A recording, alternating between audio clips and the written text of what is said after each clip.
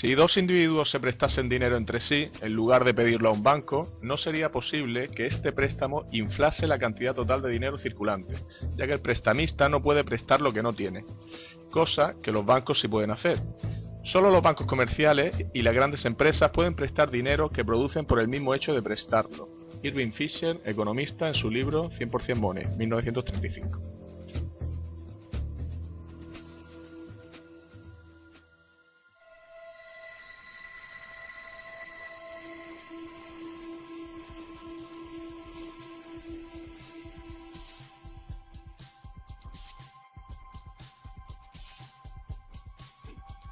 El estudio del dinero, por encima de otros aspectos de la economía, es un campo cuya complejidad sirve para distorsionar u ocultar la realidad, no para esclarecerla.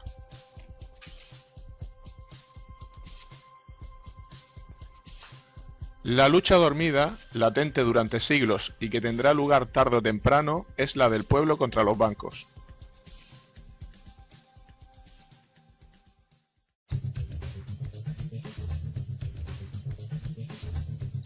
El dinero es deuda 2.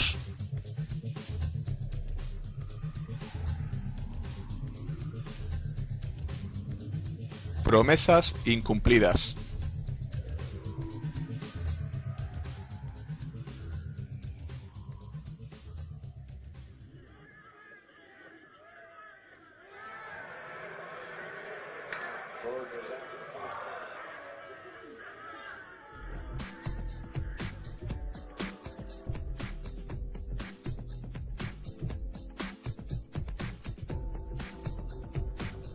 ¿Queréis limonada?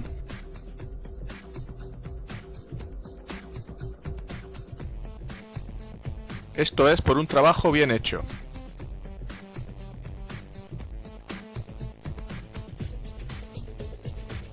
Desde luego estos chicos se buscan bien la vida. Vuestros ahorros estarían mejor en una cuenta bancaria. De esa forma vuestro dinero trabajaría para vosotros.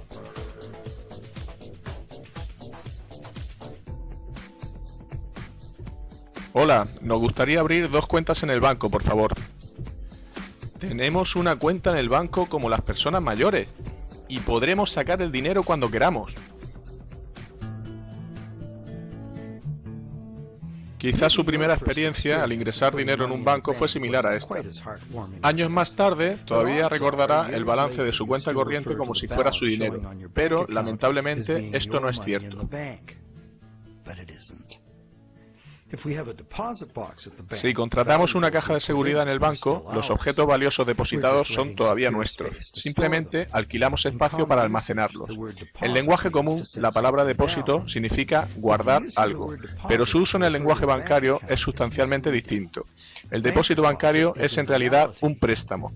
La cantidad guardada o depositada en el banco en realidad indica lo que el banco nos debe. Registra solo la promesa del banco de pagarnos esa cantidad de dinero.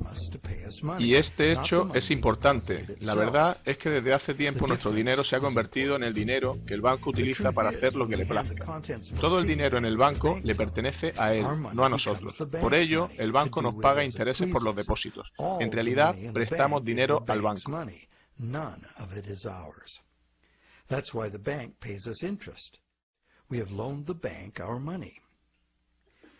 Parece una simple discusión léxica, pero no lo es. Sabemos que podemos pedir al banco que nos devuelva nuestro dinero en efectivo en cualquier momento, pero no por ello cambia lo anterior. No es una discusión trivial, es importante. ¿Qué pasaría si algunos de nosotros supieran realmente el modo en que trabaja realmente la banca? Toda la economía actual se sustenta en un sistema de crédito bancario, y cuando ese sistema deje de funcionar, todo el mundo sufrirá. Impagos, embargos, bancarrotas, quiebra bancaria, rescates gubernamentales.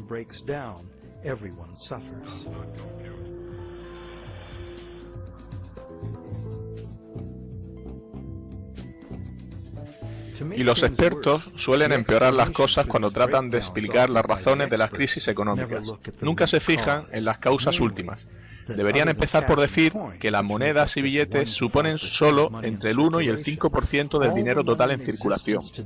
Todo el dinero que hoy tenemos fue creado en su día como capital de un préstamo bancario. Not only does this make the existence of money entirely dependent on the existence of bank credit, it makes the system as a whole bankrupt by design. Esto no solo hace que la existencia del dinero dependa de la existencia de los préstamos bancarios, sino que aboca al sistema a su bancarrota futura, ya que es imposible físicamente el pago de todas las deudas crediticias. Es por ello que el sistema bancario global camina hacia el colapso. Cada vez más gente se da cuenta de las prácticas bancarias actuales. Muchos han perdido sus casas y trabajos gracias a estos usureros modernos. Va siendo hora de que la gente entienda qué es el dinero y fuerce cambios en su modo de producirse.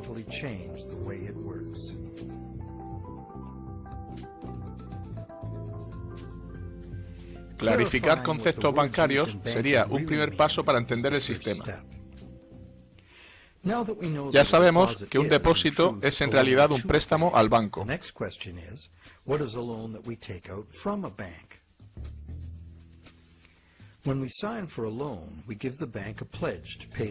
Cuando firmamos un préstamo, prometemos pagar lo prestado más un interés.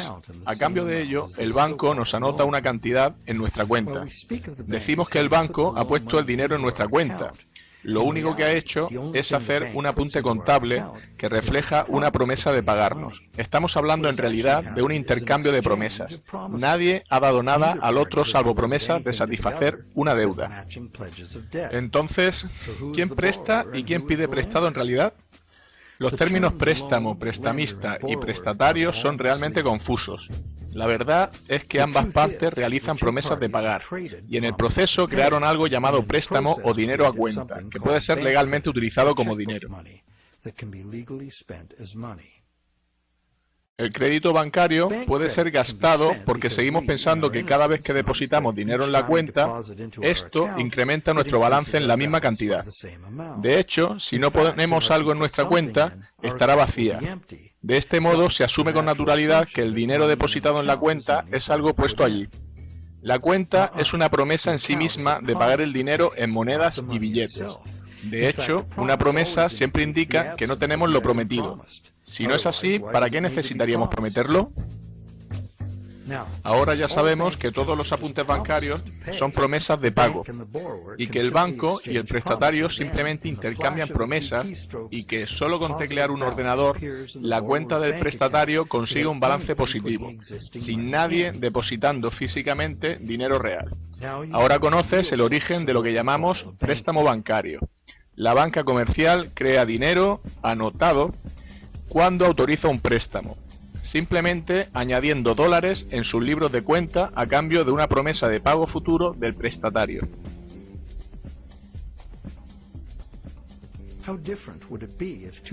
¿Cambiaría la cosa si las dos partes se acordaran hacerse con un sótano y una imprenta y creasen dinero imprimiéndolo? Sabemos en qué consiste la falsificación de dinero: imprimir miles de billetes falsos de dólar.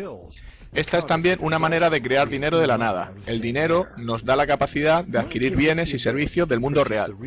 Los falsificadores claramente disponen de la capacidad de adquirir bienes reales y servicios, sin darnos nada a cambio, salvo un simple trozo de papel.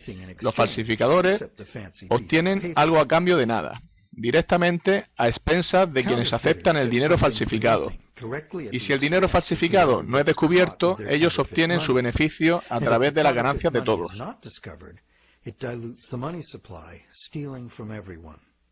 Falsificar es un delito grave y es fácil de entender por qué. Subvierte la norma social elemental: no robarás. Sin embargo, pedir un préstamo bancario también crea más poder de compra. A pesar de ello, en lugar de considerarlo una forma de robo, lo consideramos la base de nuestro sistema monetario.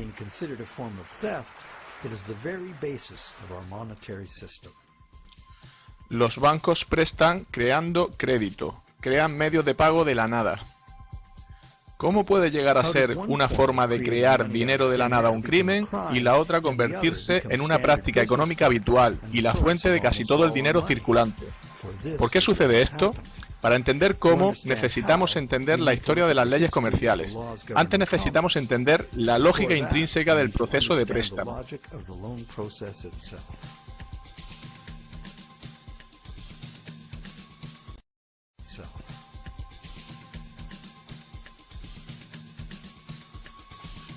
Anatomía de un préstamo. El motivo. El prestatario quiere adquirir un bien que no puede permitirse hoy en día. Sin embargo, esta persona tiene la confianza de que tendrá suficiente dinero en un tiempo para pagar el precio original y una cantidad adicional llamada interés. Por ello, acude al banco a negociar un préstamo. Este cliente está en condiciones de prometer un dinero en el futuro. Sin embargo, por el momento no tiene dinero, por ello necesita el préstamo.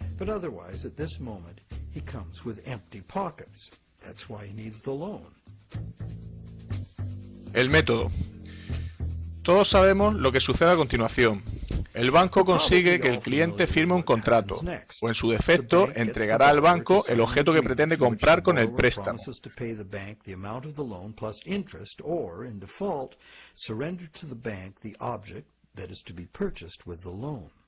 Esta operación se realiza miles de veces al día en todo el mundo. Pero existe un problema. ¿Cómo puede el cliente prometer algo que no posee todavía? Si yo quisiera pedirte un préstamo de $10.000 para un crucero por Europa, ¿podría poner como garantía el coche de mi vecino? Evidentemente no, porque no tengo derecho legal a darte el coche de mi vecino, y da igual cuánto te deba. En lugar de eso, yo prometí comprarle a mi vecino su coche con los 10.000 que me prestarías. La situación cambia. Tú puedes acordar conmigo prestarme los 10.000 creyendo que sí compro el coche, y te prometo pagarte el préstamo cuando sea legalmente mío. Sin embargo, hasta que se complete la venta, tus 10.000 no pueden estar asegurados por ningún título de propiedad sobre el coche.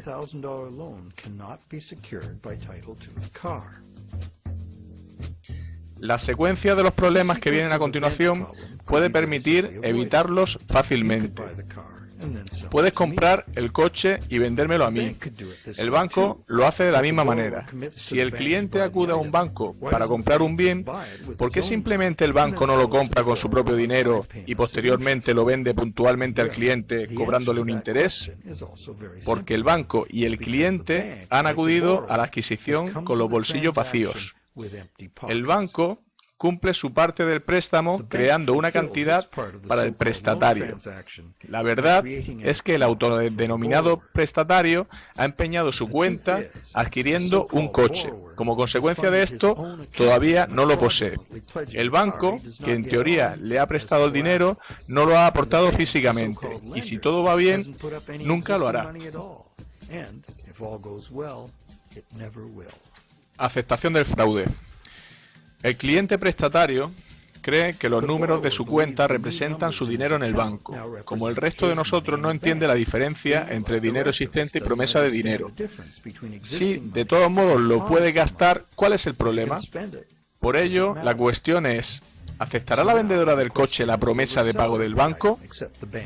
Cierta gente puede pensar que el efectivo sale del banco del comprador. ¿Por qué? Esto se debe a que la vendedora sabe por experiencia que puede ingresar el talón en su banco e incrementar su cuenta. ¿Qué sucede a continuación?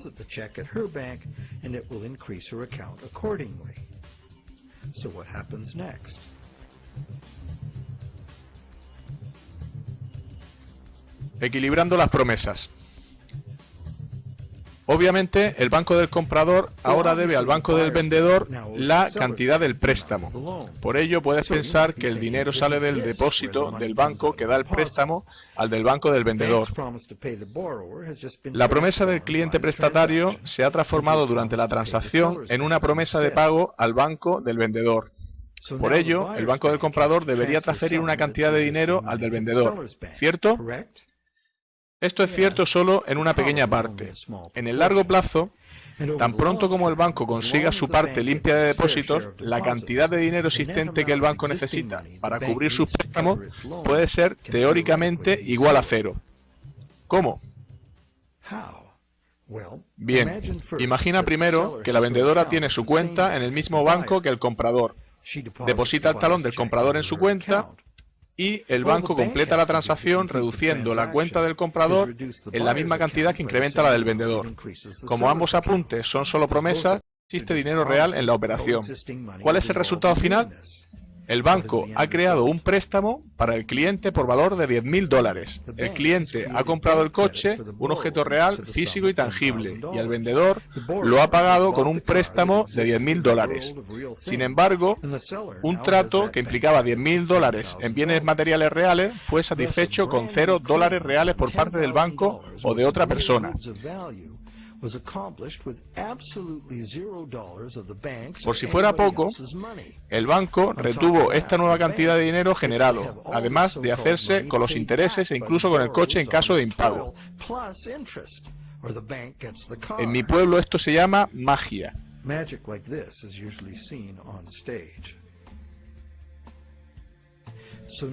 Veamos qué sucede si la vendedora deposita el talón en un banco diferente. ¿Será necesario el traspaso de fondos desde el banco del comprador? Quizás, pero casi nunca por toda la cantidad. Esto se debe a que el sistema bancario funciona como un todo. Para ilustrar esta situación, añadiremos otra transacción a este escenario. Simultáneamente, el banco de la vendedora hizo un préstamo similar a una anciana, que compró un juego de altavoces para su televisor. El vendedor de la tienda de electrodomésticos ingresó su talón en el banco, de tal forma que este tercer banco hizo un préstamo similar ingresado en el banco del prestatario original. Cuando los balances fueron conformados, los bancos no se debían nada entre ellos. Aunque hubiese diferencias, serían una pequeña porción del total de crédito creado. Por lo tanto, los bancos prestan a sus depositantes cantidades de dinero mayores de las que ellos mismos necesitan para hacer préstamos. Esto se debe a que los bancos necesitan a su vez pedir prestado a otro banco para activar su propio crédito siendo depositado en dichos bancos. Los bancos son capaces de hacer nuevos préstamos y crear cantidades de dinero ligado a deuda debido a que los bancos mantienen sus balances crediticios con créditos entrantes. Generalmente, este dinero no vuelve a salir de los bolsillos del banco.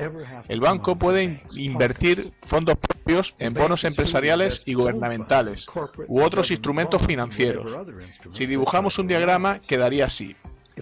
El interés que los gobiernos y empresas pagan a los bancos en sus bonos es pagado por nosotros.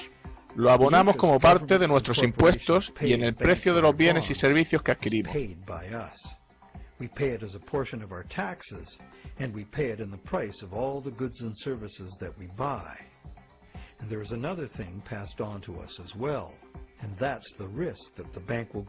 También nos sucede que el banco puede quebrar y no ser capaz de satisfacer sus promesas de pago. Ahora te preguntarás, ¿cómo puede un banco ir a la quiebra si no puso dinero en primer lugar? ¿Qué pueden perder ellos? La respuesta es que los bancos no son lo mismo que los falsificadores. A los bancos se les permite crear nuevo dinero, pero solo sirviéndose de reglas contables.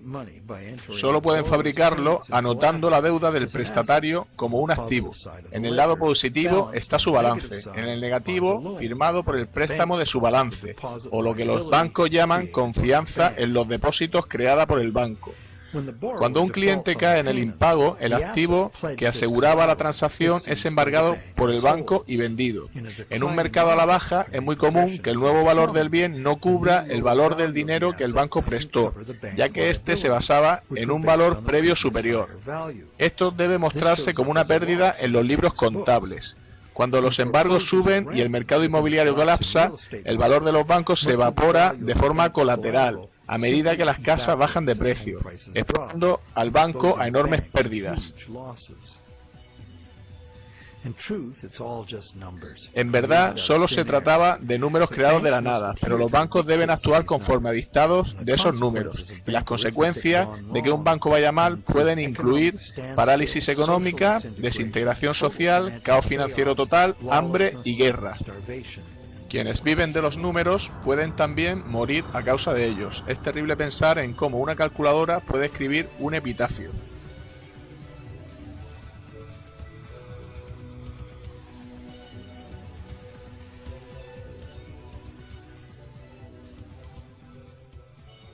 Aunque creemos que entendemos la anatomía de los préstamos, todavía asumimos que en el fondo el sistema funciona y que el total de los créditos que contemplamos será pagado.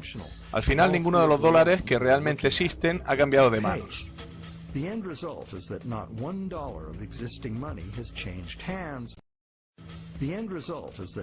Pero 30.000 nuevos dólares de dinero crediticio fue creado y gastado, y cada uno de los 3 bancos consiguieron intereses por valor de 10.000 dólares.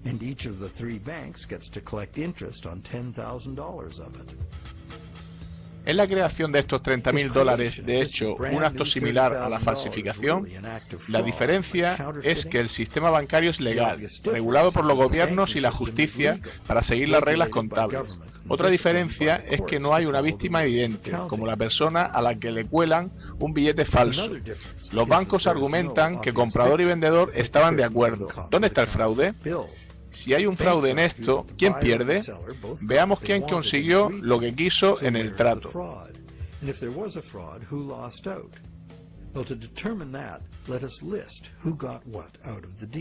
El que pide prestado consigue el bien que desea en términos que está dispuesto a aceptar. Puede, maldiga haber pedido un préstamo cuando haga frente a los intereses, o quizá viva felizmente agradecido de haber conseguido el préstamo. La vendedora consigue un incremento de su saldo, en cuya cuenta desde niña acostumbraba a pensar se guardaba el dinero en el banco. Confía que podrá gastarlo cuando sea necesario y a voluntad. Lo que a la vendedora le importa es que le paguen todo. Está contenta.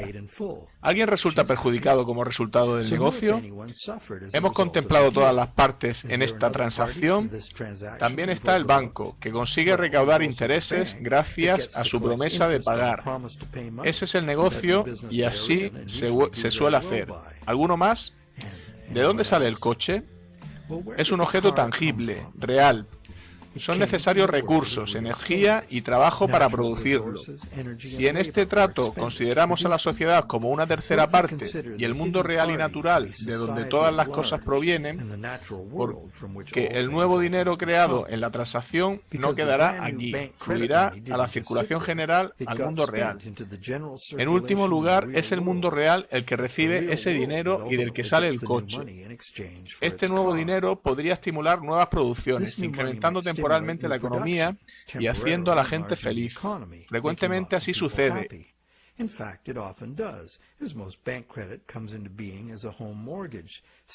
Y la mayoría de los préstamos son hipotecarios. Sin embargo, después de este uso productivo inicial, este nuevo dinero creado reaviva el flujo monetario porque reduce el poder adquisitivo de la mayoría de los consumidores una ínfima cantidad. En contraste a esto, una falsificación tiene víctimas concretas. Aquí todos perdemos, porque la sustancia real del préstamo, el coche, fue extraído de la economía hace tiempo por una ligera pérdida de valor del dinero de todos. El descenso del poder adquisitivo de los ahorradores, debido a la inflación, es mayor que el de aquellos que se dedican a gastar.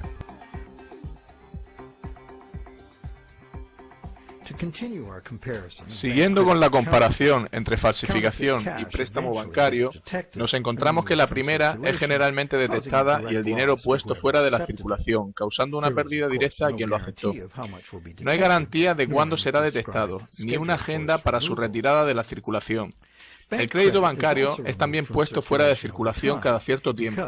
Cuando se devuelve el préstamo, la parte principal o capital de cada pago se extingue. Recuerda que casi todo el dinero existente hoy en día se debe al crédito bancario. Sin embargo, cada dólar que llega a manos del banco queda registrado para ser utilizado algún día en amortizar capital de un préstamo, con lo que se retira de la circulación a la economía en forma de intereses a depositantes de una cuenta u otras obligaciones del banco.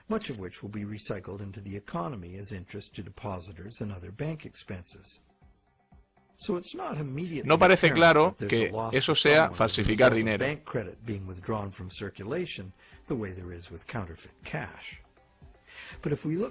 Pero si miramos más detenidamente, encontramos algo interesante. No necesitamos más que conocimientos aritméticos elementales para entender el poder que nos da controlar los flujos monetarios. ¿Y por qué el sistema actual necesita expandir continuamente la deuda o llegará al colapso? Si la tasa de dinero creado cae por debajo de la tasa de dinero destruido, la cantidad total de dinero en uso se reducirá. Esto se llama deflación, porque el flujo de dinero se deshincha como un balón. El resultado es menos dinero referido a los bienes y servicios disponibles. Cuanto menos dinero haya para pagar bienes y servicios, los precios de los mismos irán más a la baja. En principio, esto suena bien y pudiera ser cierto si el dinero no fuese creado como deuda e interés. La deflación es un buen negocio para quienes no están en deuda, pagado en bienes y servicios a nuestra elección.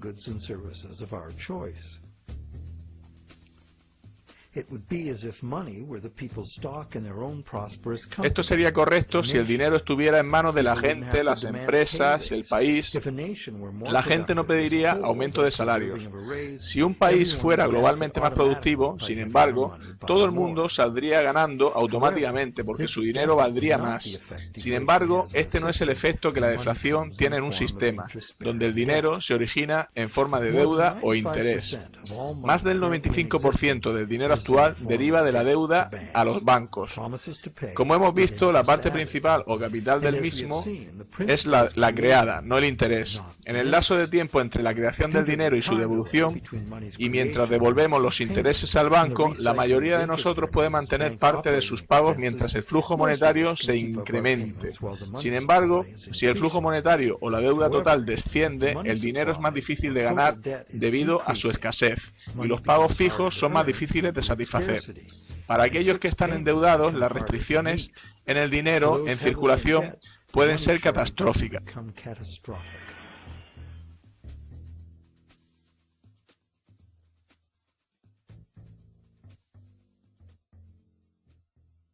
La economía mundial descansa en el consumidor. Si deja de gastar el dinero que no tiene en cosas que no necesita, estamos acabados. El efecto psicológico de la caída de precios y salarios acelera todo el proceso, porque quienes tienen que devolver préstamos, empresas incluidas, se ven incapaces de hacerlo, por lo que no se endeudan ni refinancian más. Sin préstamos nuevos para refinanciar a los viejos, el flujo de dinero se reducirá, resultando de ello un descenso en el empleo y el poder adquisitivo, incluso en el caso de que haya abundancia de recursos y capacidad productiva. Esta espiral matemática hace inevitable los embargos masivos. Los precios bajan porque nadie quiere gastar su dinero. El mercado a la baja destruye el valor del bien que garantizaba el préstamo, causando enormes pérdidas a los bancos. Algunos incluso cierran, la confianza empresarial y del consumidor se pierde, y siguen disfunciones sociales y económicas. Con el sistema monetario que tenemos, los ahorros de toda la vida pueden desvanecerse en un abrir y cerrar de ojos.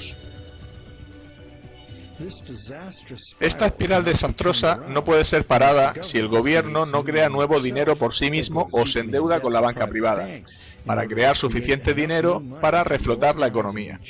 El ejemplo más común lo tenemos en el hundimiento bursátil de 1929. Como consecuencia psicológica de la caída de las acciones, se dieron menos préstamos y por ello hubo menos creación de dinero.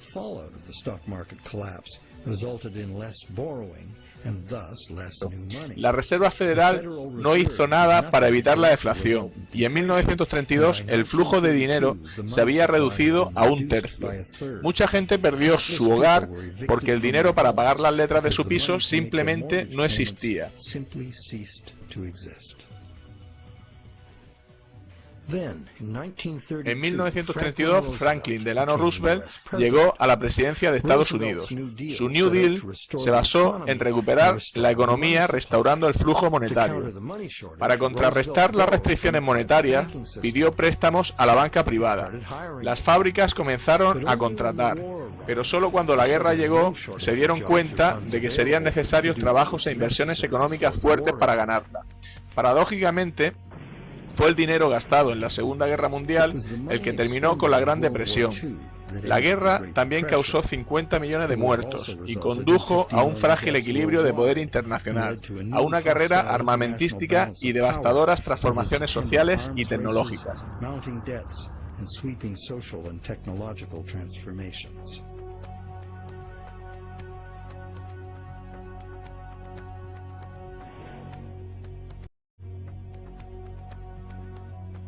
Cuando un gobierno depende de la banca para conseguir dinero, ellos y no los gobernantes controlan la situación, ya que la mano que da está por encima de la que toma. El dinero no tiene patria, los hombres de finanzas no tienen patria ni decencia, su único objetivo es la ganancia.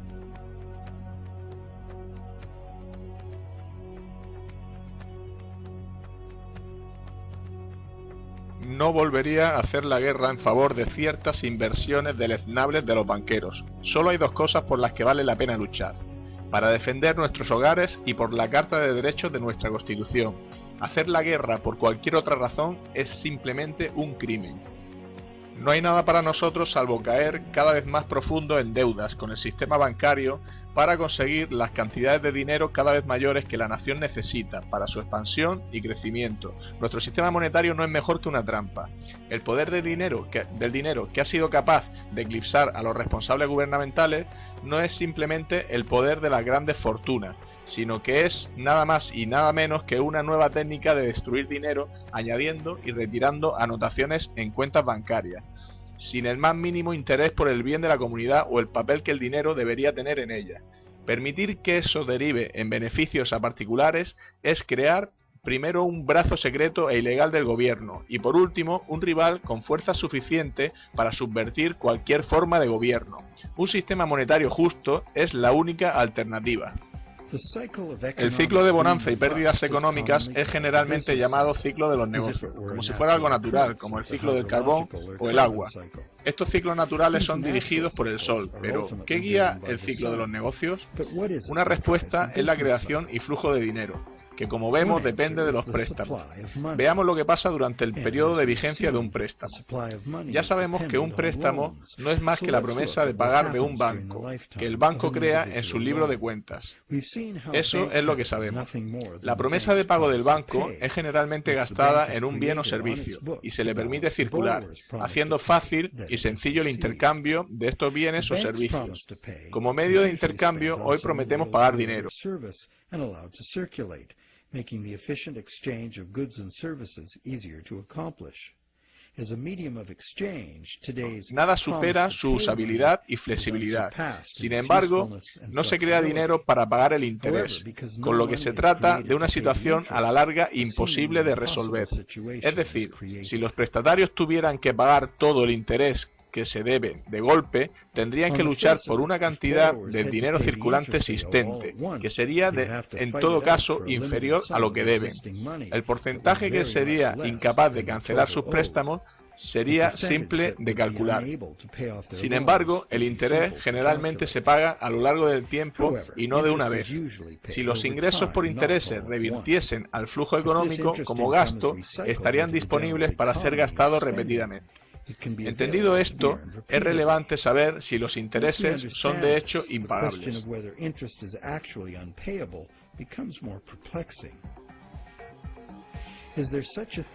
¿Existe algún sistema sostenible de préstamo que no produzca impagos de forma estructural? En la Edad Media, la usura, entendida como préstamo con interés o cualquier otra forma no productiva de ganar dinero mediante el dinero, era considerada pecado. Aunque la justificación era moral, la razón era práctica. En un sistema monetario fijo basado en la extracción de oro, cualquiera que sistemáticamente prestase su dinero con interés, pronto acapararía todo el dinero. Esto fue una de las grandes causas de la caída de Roma. Especuladores privados acapararon el oro, forzando al gobierno a acuñar nuevas monedas, hechas de otros metales en lugar del oro. La moneda basada en otro patrón metal provocó falta de confianza entre la población y el sistema colapsó. Aprendieron la lección. La Iglesia Católica durante 1000 años declaró pecado el cobro de intereses en un préstamo, castigado con la excomunión. En algunos países la pena por usura era la muerte. ¿Es realmente un pecado el cobro con interés? Hoy parece razonable cobrar por el uso del dinero, pero hay un problema simple e inevitable en ello. El problema viene si los prestamistas no gastan cada céntimo de interés que reciben, de forma que los endeudados puedan ganarlo de nuevo, dependiendo de sus virtudes o lo duro que trabajan. Alguien puede caer en el impago simplemente como resultado de la aritmética. Esto es fácil de ilustrar con un flujo determinado de dinero que viene del oro. Tan pronto como todas las monedas que conforman el interés son gastadas y los prestatarios pueden ganarlas, las mismas monedas son usadas para pagar una y otra vez el interés. El usurero puede aprovechar comprando bienes con ese dinero, pero el dinero debe ser gastado, no prestado o retirado de la circulación. Este acuerdo sería sostenible si no añadimos nada más.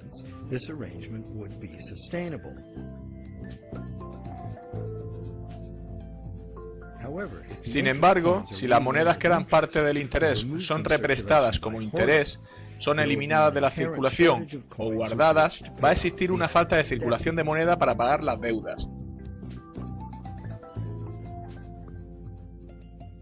Esta situación no tiene grandes diferencias con nuestro sistema de deuda actual.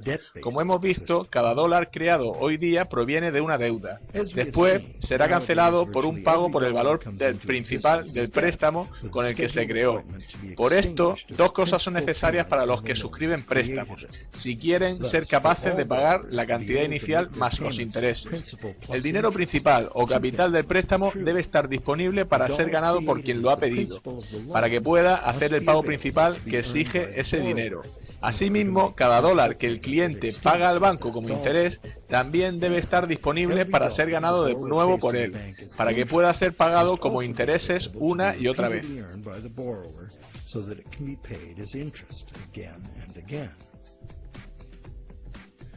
Hay un dicho que ha ganado popularidad acerca de los préstamos, y es que como los bancos gastan el rendimiento de las operaciones en interés para depositarios y en forma de dividendo para sus accionistas, en realidad existe suficiente dinero libre en circulación para realizar todos los pagos.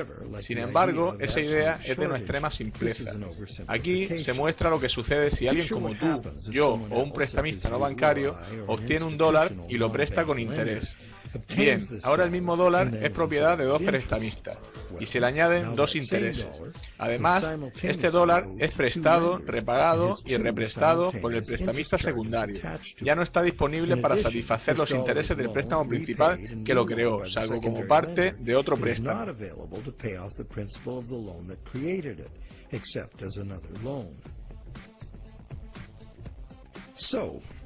Entonces, ¿podemos pedir prestado a Peter para pagar a Paul y a la inversa? Esto se pone interesante. Sí podemos. Sin embargo, cada vez que hay un préstamo hay que añadir un interés que también ha de ser satisfecho. Si es posible ganar estas cantidades de interés, todos los pagos serán realizados. En esto basan muchos economistas y defensores del modelo actual. Arguyen que no puede haber una escasez de dinero y que los pagos pueden realizarse. Pero se trata de un axioma falso. Por ejemplo, si prestamistas secundarios consiguen cantidades de este dinero, el dinero será prestado una y otra vez, de forma perpetua, siempre con interés. Cada vez se añadirá una cantidad que será imposible de pagar. Esa es la razón por la que cada interés se carga en el sistema como un todo. It stands to reason that for each added interest charge in the system as a whole, something extra is demanded. Algo extra del sistema en su conjunto sería necesario para que fueran pagables. Esto afecta tanto a productores, gobiernos y consumidores. La competición para vender más necesita bajar los precios para conseguir mayores ventas y nos lleva a la superproducción y saturación del mercado. Como consecuencia, puede crecer el desempleo, cerrar factorías y haber bancarrotas.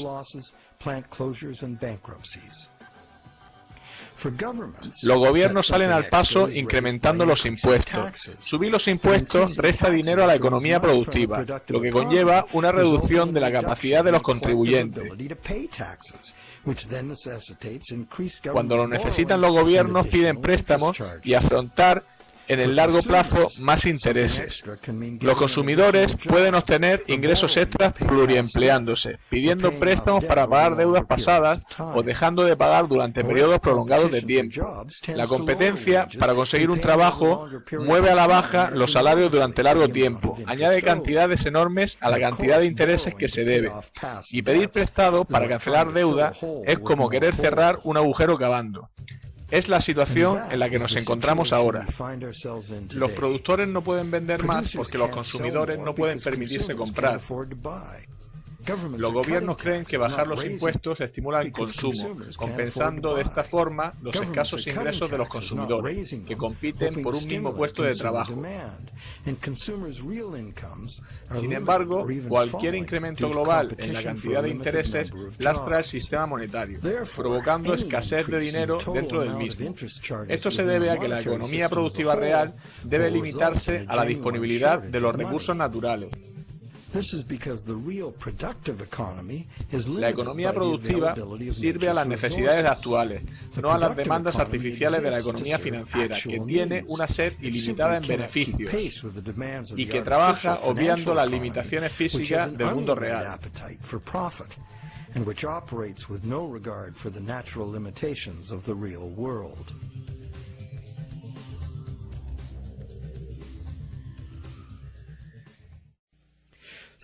Creer que siempre habrá dinero para pagar los intereses pudiera parecer razonable. Sin embargo, está lejos de ser cierto.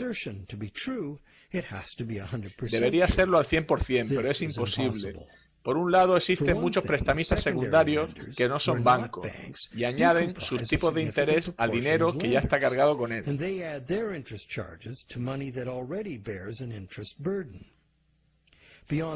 Más allá de esto, tenemos la expectativa de que el dinero genera dinero. Se fabricaría y estaría en condiciones de ser ganado el dinero necesario para gasto, en lugar de ser prestado con usura o invertido para obtener ganancias. Sin embargo, podemos concluir que esas dos condiciones, que deberían ser verdaderas para todos los deudores de préstamos, tanto en el capital como en el interés, y que por eso estarían en condiciones de cancelar su deuda, no se dan en el sistema actual. No existe en el sistema actual restricción alguna a la refinanciación por terceros del dinero que fue creado como préstamo. No existe intención alguna de los bancos de poner las ganancias a disposición de los deudores para ser ganadas y que puedan pagar sus deudas. Muy al contrario, los bancos invierten esos beneficios en conseguir más beneficios. Pero no solo son los bancos los causantes de esto. Cualquiera que entra en el ciclo del préstamo contribuye a hacer más grande la burbuja, a expensas de quienes no serán capaces de conseguir dinero para cancelar sus deudas y que se verán obligados a refinanciarlas hasta ser embargados.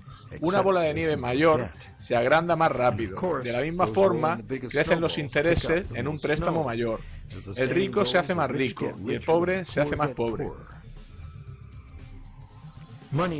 El dinero necesario para los prestatarios en su reino inferior de la economía productiva, del trabajo diario, sube unos escalones para jugar en el casino del mundo de las ganancias financieras abstractas.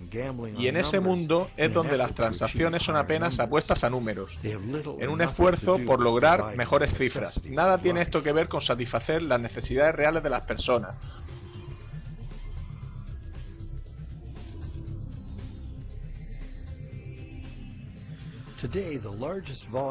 Hoy la mayor cantidad de dinero está cambiando de manos, como si de un juego de azar se tratara. Las bolsas, el mercado de la deuda y otros elementos financieros son manejados por bancos y fondos de inversiones para obtener el máximo beneficio posible. El volumen del comercio en los mercados de divisas extranjeros en una sola semana sobrepasa el volumen total del comercio mundial de bienes reales en un año. El dinero está continuamente manejado por especuladores, buscando beneficios en las fluctuaciones monetarias que existen solo en la economía de casino en que se mueven. ¿Y en qué medida es impagable el monto de intereses de la deuda de hoy? Solo podríamos saberlo con certeza juntando todo el dinero del mundo.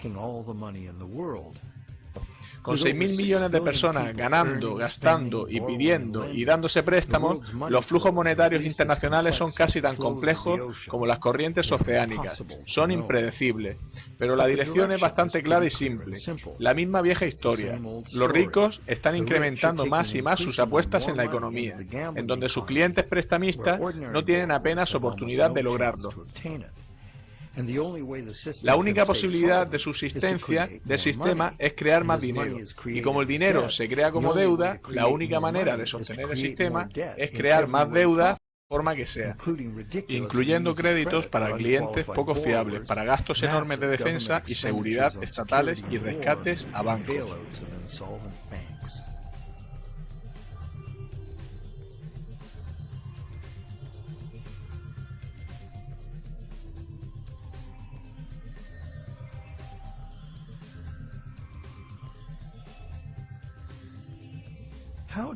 ¿Cómo el ciclo de crédito individual se convirtió en un fenómeno conocido como ciclo de los negocios? El ciclo del préstamo individual puede ser descrito así. Primero, hay un estímulo económico razón del desembolso inicial. A esto le sigue la inflación, ya que el nuevo dinero básicamente rescata el flujo de dinero. Eventualmente, a la inflación le sigue la deflación. Las refinanciaciones de préstamo gradualmente van extinguiendo el dinero circulante. Mientras el ciclo del préstamo individual coincide, ambos ciclos pueden suavizarse, pero crea una oferta de dinero y precios bastante estables, aunque al menos en parte es necesario el incremento del flujo de dinero, ya que el dinero para pagar el interés no fue creado. Este es el modelo en el que se basa nuestra economía. Evitar espirales deflacionarias y mantener a raya la inflación constituye el arte de la economía, que se define ampliamente como lograr la llamada estabilidad de precios.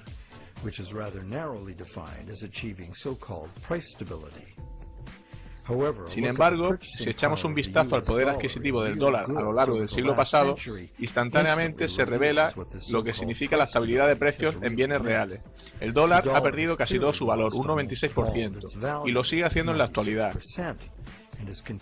No estamos logrando la estabilidad de precios. Claramente se necesita estudiar psicología para entender la naturaleza humana. El ciclo del crédito individual dentro del fenómeno colectivo del ciclo del negocio. La simple razón es que si una persona ve grandes perspectivas en un negocio pidiendo préstamos correctamente y expandiéndose, otros confían en lograr lo mismo.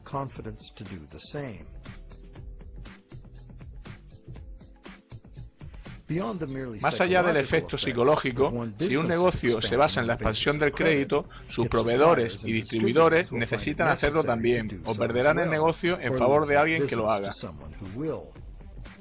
El mismo efecto podría darse en el caso de una compañía que no encuentra crédito. Por lo tanto, es previsible que los ciclos individuales de préstamo tengan un recorrido paralelo entre ellos, en lugar de darse al azar, y cuando lo hacen a mayor escala estamos ante el llamado ciclo de los negocios, que proviene directamente de las acumulaciones de la fuerza de ciclos individuales.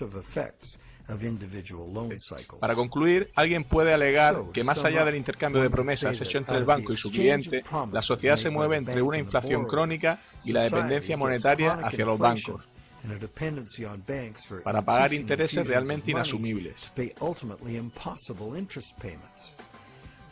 Esto da lugar a una aceleración en el incremento de la deuda y a una depreciación del dinero.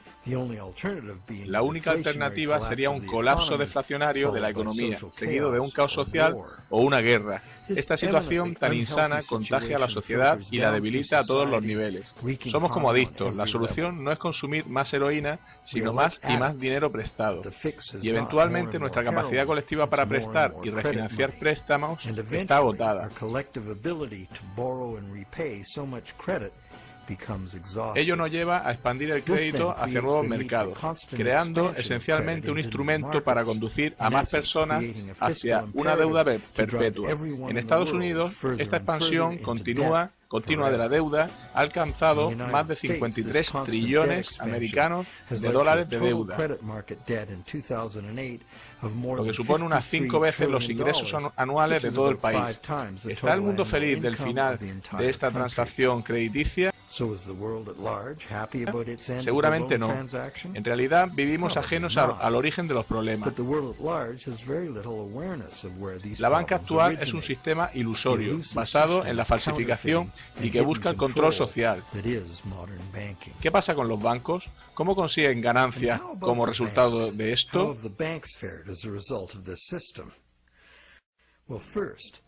En primer lugar, solamente poniendo una pequeña fracción del dinero que prestan, los bancos han conseguido un gran flujo de ingresos derivados de los intereses crediticios.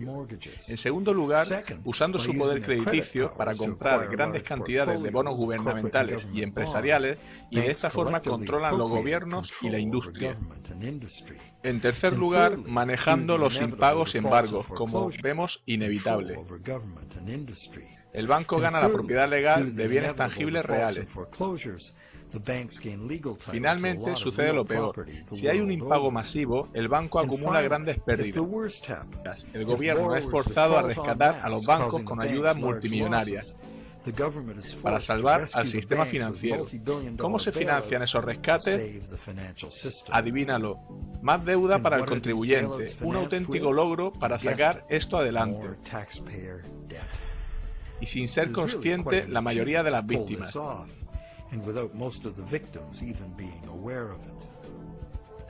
Si estás pensando que debería haber una ley, en realidad hay un conjunto de ellas que legaliza esto. ¿Cómo un sistema como este llega a convertirse en ley? Volvamos a Inglaterra a mediados del siglo XVII para contestar. Cuando el saqueo se convierte en una forma de vida para un grupo de hombres que viven juntos en la sociedad, en poco tiempo ellos mismos crean un marco legal que lo autoriza y un código moral que lo glorifica.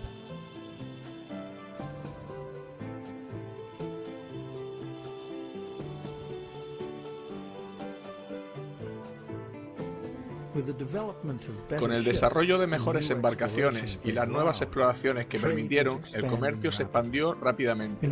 Para desarrollar el comercio sobre largas distancias y periodos prolongados de tiempo, los contratos escritos se hicieron más y más imprescindibles y sofisticados. Bajo la ley inglesa había quedado establecido hace mucho que un contrato habría tenido lugar si algún bien real ha cambiado de manos. Un traspaso de bienes o derechos en propiedad fue el kit del intercambio, y eso fue lo que el juzgado evaluaría con imparcialidad, no solo las palabras en el documento. Un contrato por el cual no ha habido intercambio de bienes reales o derechos de propiedad era facto o nulo, y podría ser declarado así por un juzgado. Así, un contrato en el que un coche fue puesto como garantía ni siquiera sería posible calificarlo de contrato. Ninguna ley común lo pondría en valor. Además, en el caso de una disputa sobre un contrato de derecho común, solo alguien que de hecho había dado consideración a la transacción. En otras palabras, solo aquel que envió los bienes tenía el derecho a pedir ante un tribunal para satisfacer el contrato por la otra parte. Este derecho no era transferible a un tercero.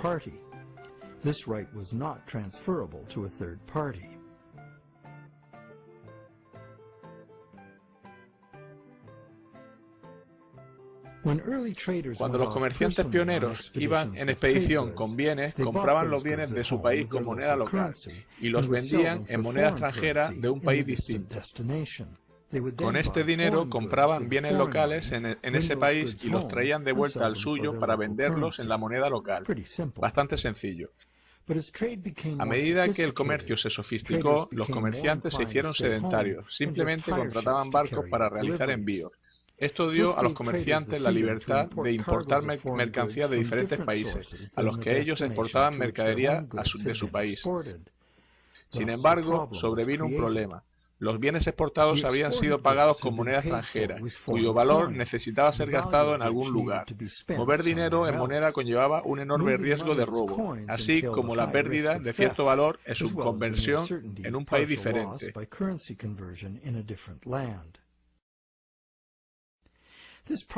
Este problema en los pagos a distancia fue superado por el uso de letras de cambio. Una letra de cambio era una orden firmada de un ordenante a un comerciante, exigiendo que el pago de una suma de dinero a la persona que se identifica como beneficiario. Estaban asegurados por firma y no podían hacerse valer ante un tribunal por un tercero ajeno a las partes originales. Por lo tanto, no estaban acostumbrados a un ladrón o una tercera parte. Probablemente te has dado cuenta que eran los predecesores de los talones bancarios. El ordenante daba instrucciones para que el banco pagase al beneficiario, una persona cuyo nombre se citaba una cierta cantidad de dinero. Esto funcionaba para las transacciones entre conocidos entre sí. La letra de cambio se usaba como una orden de pago en una moneda diferente y lejana, pero los comerciantes pronto quisieron más flexibilidad, generalizar las letras de cambio para pagar a cualquier tipo de comerciante, incluso en la misma moneda, usando letras de cambio como el dinero mismo. Para ello, estas letras debían poder ser utilizables y exigibles por terceros. Como veremos, este fue el momento en la historia del derecho que abrió paso a nuestro sistema bancario. Un tercero, que podría haber comprado onerosamente una letra de cambio sin estar implicado en el intercambio original, no podía esperar el amparo de un juzgado para hacer valerla. Y en base al contrato cobrar la deuda. Este hecho hizo que las letras de cambio de terceros fueran un riesgo inaceptable. Para poder seguir usándolo y garantizar su pago, esencialmente equivalentes a dinero, la ley debería ser revisada para contemplar este incipiente instrumento. En Inglaterra, por una serie de decisiones legales desde 1664 a 1999, este problema fue solventado imprimiendo letras cambiables por terceras partes.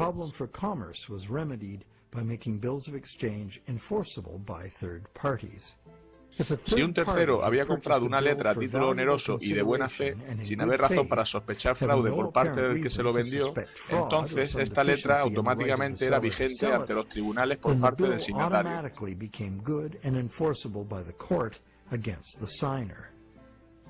¿Qué significa este cambio? Significa esencialmente que cualquier letra de cambio se consideraría legítima una vez vendida.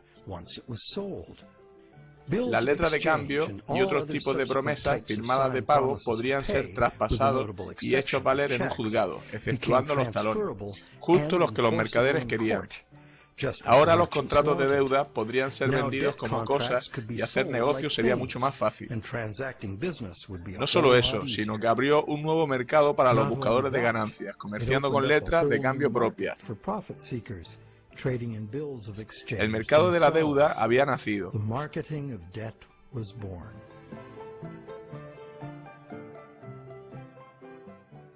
El cambio legal tuvo otro efecto también.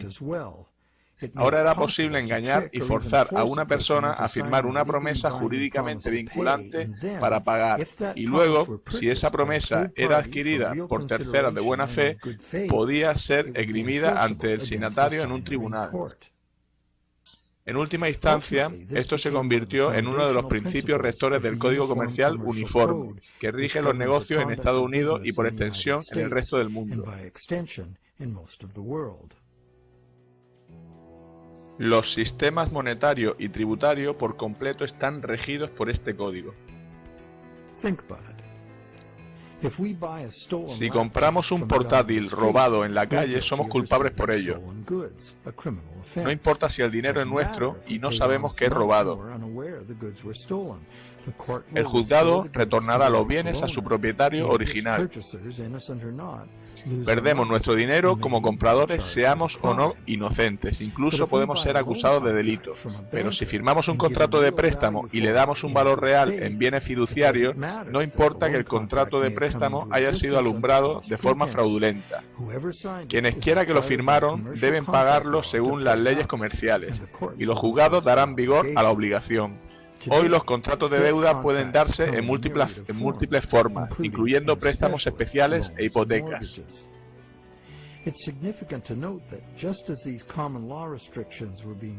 Es relevante saber que tras eliminarse las restricciones legales, fue fundado el nuevo Banco de Inglaterra. Fue el primer banco autorizado a crear dinero de la nada, y los contratos del nuevo banco se hicieron totalmente vigentes ante el prestatario. El banco obtiene beneficio de los intereses de todo el dinero que creó de la nada.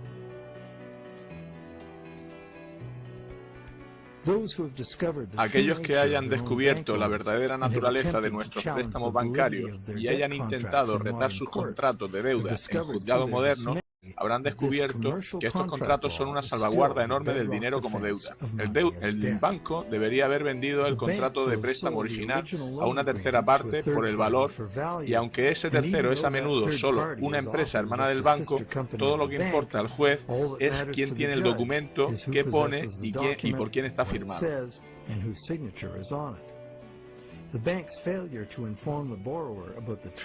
El banco no informó bien al prestatario acerca de la naturaleza del contrato de préstamo, y la ausencia de dinero en efectivo por parte del banco no es relevante.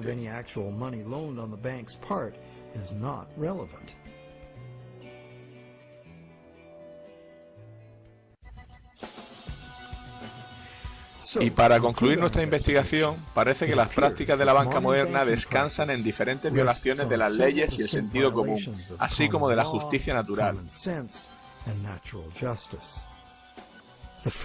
La primera violación es el fraude que comete el que presta, al apropiarse de una propiedad que no posee todavía, y el banco es cómplice, ya que a sabiendas acepta la promesa fraudulenta como soporte para el crédito que crea.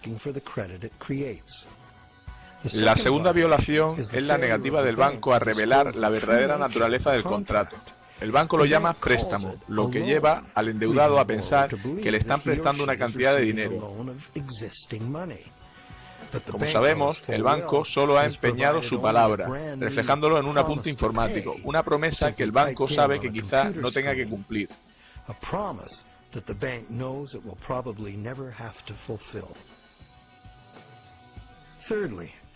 En tercer lugar, el contrato de préstamo debería ser inválido, porque los contratos imposibles son legalmente inválidos.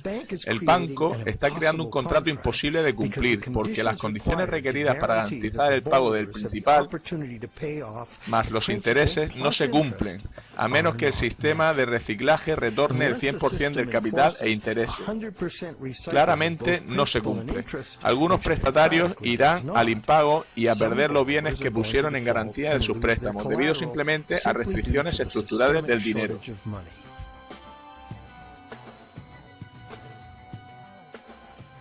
La cuarta violación es la de la ley natural por el derecho contractual, la que confiere legitimación automática a cualquier contrato si el mismo es vendido a terceros por un valor considerable.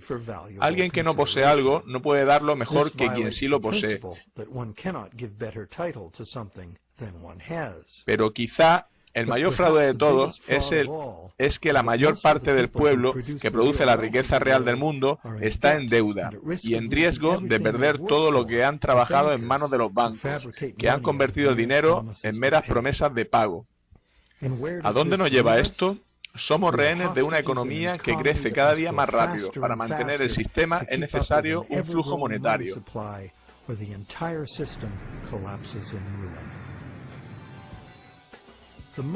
El sistema monetario actual rechaza reconocer que la economía real está limitada por la capacidad material del planeta para proveer las materias primas y los servicios que la economía precisa. El planeta es finito, y aunque parezca obvio que la economía no puede crecer a un ritmo acelerado siempre, nuestro sistema monetario corre como el autobús de la película Speed. No puede bajar de velocidad o la bomba que tiene consigo estallará. Y nuestra situación es todavía peor, porque la tasa de endeudamiento debe acelerarse o la economía entera se hunde. La noción de crecimiento perpetuo e infinito es posible. Esto es una gran falacia de la economía moderna, una desilusión fatal, nacida de la envidia. Probablemente es inevitable un hundimiento social, ambiental y económico sin precedentes, gracias a este sistema monetario incapaz de adaptarse a esta realidad.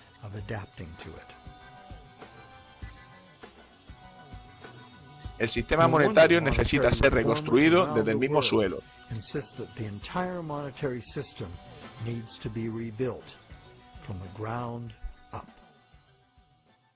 El negocio bancario no conlleva el fraude, lo es en sí mismo. ¿Y cuál es la solución? Mucha gente sugiere volver al patrón oro como referencia de las emisiones de moneda. Argumentan que el oro es la verdadera moneda, con un valor inherente. El principio subyacente aquí es que el dinero es valioso debido a su escasez, del mismo modo que el oro es escaso. La norma general dice que aquellos que sostienen esta visión creen que el dinero debería existir independientemente del gobierno. Hay otra escuela de pensamiento diametralmente opuesta, que piensa que la creación del dinero debería ser monopolio del gobierno. El gobierno, que representa al pueblo, debería gastar el dinero pensando en el interés público, por lo tanto con respaldo de la moneda, y simplemente gastar el dinero que se tiene. El gobierno nunca necesitaría endeudarse o pagar intereses. Si los gobiernos gastasen sin límite, la moneda perdería valor y para prevenir la inflación, la moneda necesitaría ser eliminada. Se podría garantizar usando varios impuestos y tasas.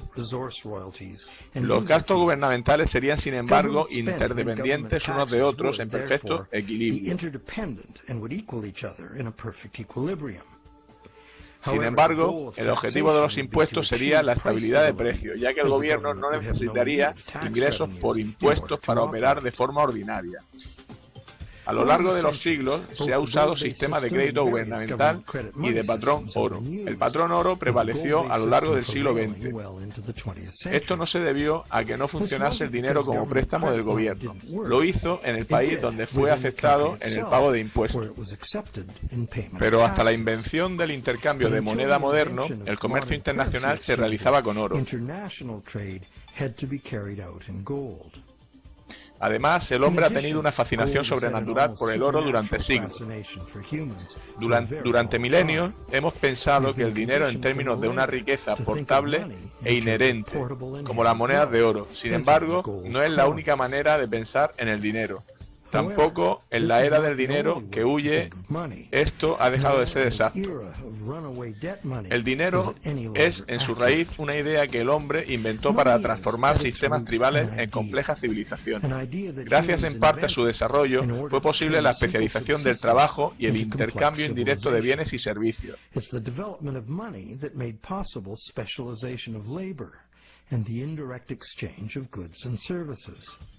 La historia del dinero va desde el trueque, pasando por las monedas y los billetes apoyados en oro, al dinero digital y ahora en las promesas de pagar ese dinero electrónico.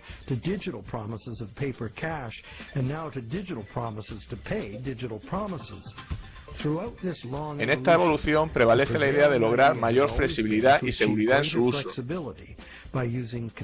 y la existencia de garantías seguras de pago, en lugar de usar el dinero mismo.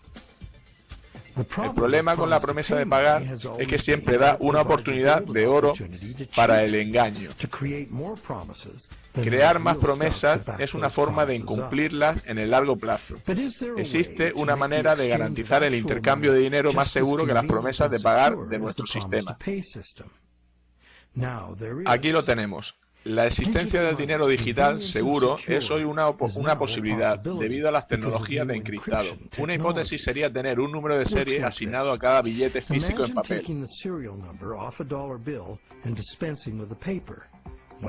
¿Qué tienes? Un dólar digital. Un dólar digital que puede ser transferido a cualquier parte del mundo por ordenador, de forma fácil y seguro como promesa de pago. Pero, y este es un gran pero, el dinero digital, aun siendo electrónico, es tan bien como el metálico. No puede estar en dos lugares a la vez. Por ello, la multiplicación de promesas puede ser prevenida insistiendo en el pago, ya sea en moneda, papel o de forma digital. No necesitamos mantener este dinero digital en un banco, ya que es de por sí seguro y puede ser transferido por Internet. Como dinero transferible, de forma instantánea, podría incorporar funciones inteligentes imposibles para otros tipos de moneda. Por ejemplo, calcular su propio valor mediante una fórmula matemática, eliminando la especulación, manipulación o errores humanos, por ejemplo.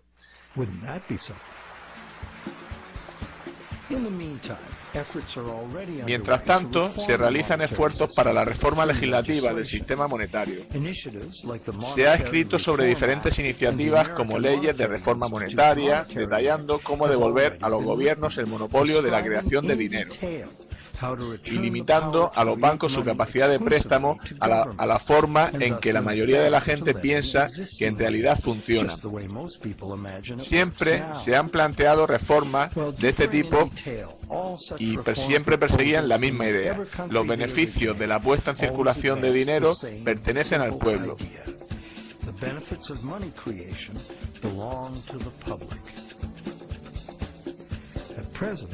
Hoy el dinero no es creado en beneficio de la sociedad, sino en beneficio de los bancos privados.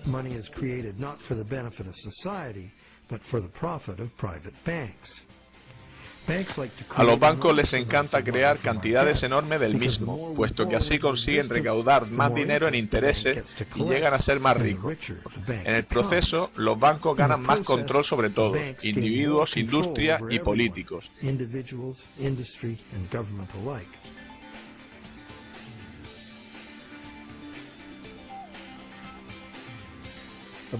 El dinero abundante conduce a burbujas especulativas que frecuentemente hace a quienes están dentro del sistema más ricos.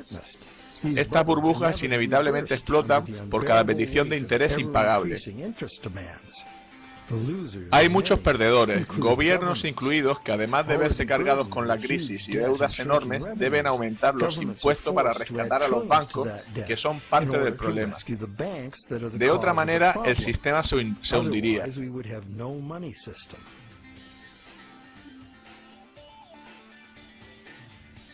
Es una situación absurda y trágica, teniendo en cuenta que los gobiernos podrían crear ellos mismos el dinero y gastarlo libre de interés en infraestructuras, educación, sanidad universal, etc. La mayoría de ese dinero, libre de deuda, se incorporaría a la economía como salario, circulando para beneficio de todos. Este tipo de dinero abundante apoyaría una economía productiva revigorizada en la que los ahorros de la gente podrían basarse en préstamos reales basados en dinero existente.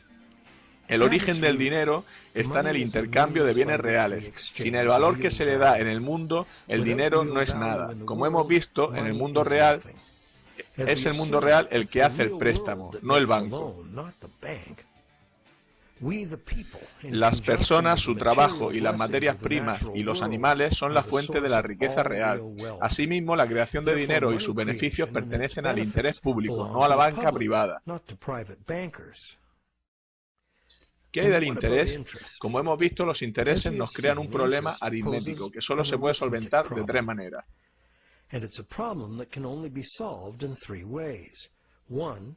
Impagos y embargos, deuda perpetua del suministro monetario o la única solución preferible, un reciclaje al sistema del 100% del interés como en forma de gasto de los prestatarios. Pero este reciclaje solo puede ser cumplido nacionalizando la industria bancaria en bien del interés público.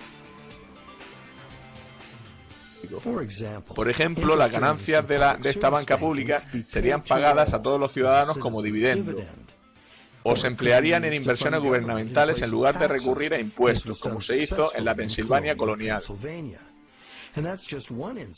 Es una manera diferente en que se podría organizar el sistema monetario. Siempre ha habido alternativas y ahora también.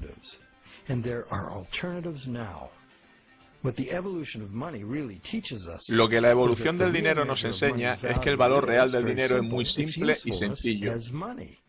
Hay diversas maneras de crear dinero útil. Por ejemplo, el dinero puede ser simplemente una promesa privada de pago, una promesa del dueño de un bien o servicio, como el intercambio de tiempo o el sistema LED.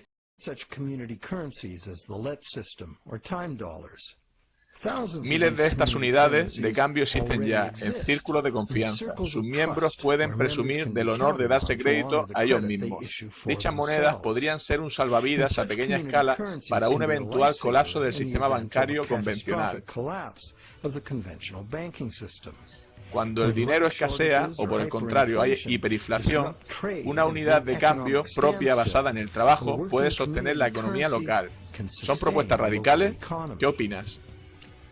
Existen retos sin parangón ante nosotros. Jamás el crecimiento exponencial nos permitirá sostener una deuda monumental, que debe incrementarse para prevenir el derrumbe del sistema cual castillo de naipes. Afrontaremos incrementos en la desigualdad en el acceso a la sanidad, la deuda, que es ya asfixiante, las quiebras bancarias y catástrofes sociales y medioambientales. Si no cambiamos radicalmente el curso, debemos transformar nuestro sistema monetario para adaptarnos al futuro. En primer lugar, necesitamos estudiar diseños monetarios que se puedan adaptar a un retroceso económico profundo, sin inducir a embargos y bancarrotas masivas.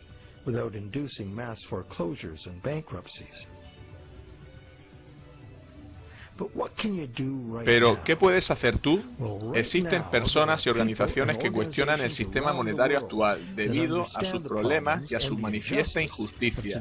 Puedes ingresar en ellas y presionar en favor de los cambios necesarios. Puedes hablar con tus amigos. La crisis financiera es un momento de aprender. Cuando los gobiernos tienen que rescatar a los bancos que antes prestaban dinero, las contradicciones, el fraude y las fallas fatales del sistema actual resultan evidentes. Las soluciones también están ahí si miramos detenidamente. No podemos permitirnos hacer ajustes al sistema actual, puesto que no lo salvarán. Son necesarios cambios radicales, buscando el bien de todos, no el beneficio y control de unos pocos. Debemos dejar atrás nuestras percepciones erróneas y desenfocadas para hacer esos cambios, afrontar el reto de una transformación completa. La realidad está ahí.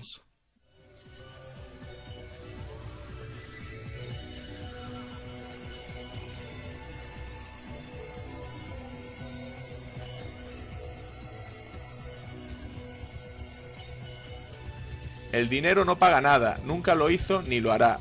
Esos bienes y servicios solo pueden ser pagados por otros bienes y o servicios. Es un axioma económico tan viejo como el hombre.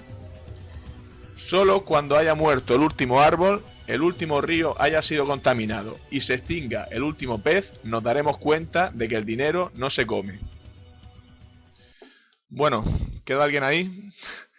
Espero que sí, porque esto de estar doblando, la verdad es que es un poco coñazo, ¿eh? Y además la información que aparece en el vídeo es importante. En realidad es la más importante para comprender en qué mundo vive. Yo os pido disculpas por los errores de traducción que haya podido cometer y sobre todo por lo que no he entendido y no haya sabido explicar bien, pero bueno, yo supongo que no habréis tenido demasiados problemas. Abrazos.